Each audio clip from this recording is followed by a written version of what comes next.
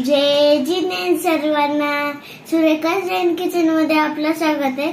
आज आपण पाहणार आहोत आलूचे वडे। आज आपण आमच्या टेरेस मधल्या आलूच्या पानांची आलू वडी करणार आहोत।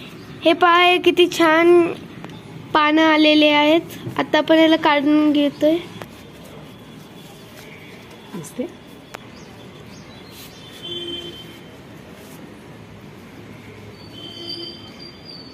कापा लागली की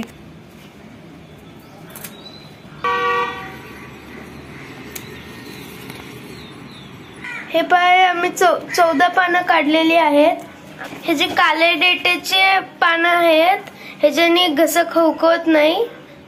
हे पानं स्वच्छ धुवून घेतलेलं आहे आणि हे जे डेट काढलेले आहेत। एक मोठी वाटी बेसनचं पीठ घेतलेलं आहे। ह्याच्यात 2 चमचे तांदळाचं पीठ टाकायचंय।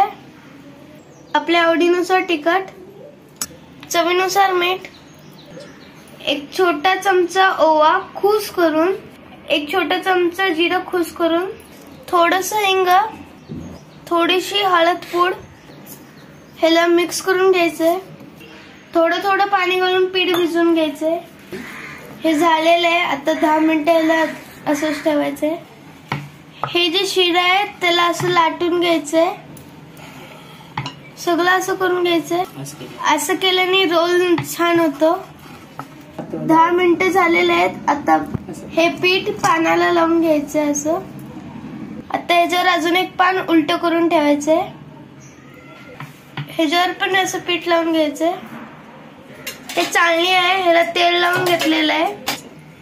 परत असं अजून एक पान ठेवायचंय। असेच अजून 1-2 पान करून रोल करून घ्यायचे। हे पानं छोटी आहेत म्हणून आम्ही सरळ घडी घालणार आहे मोठा। ह्याला आता आपण चालणीत ठेवूया। असेच सगळे करून घ्यायचे।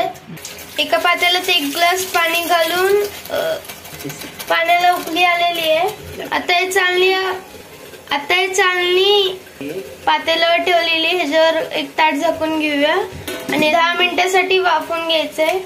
10 मिनिटं झालेले आहेत। आता आपण याला काढून घेऊया। ह्याला थंड होऊ द्यायचंय। हे थंड झालेले आहे। आता आपण याला पातळ कापून घेऊया।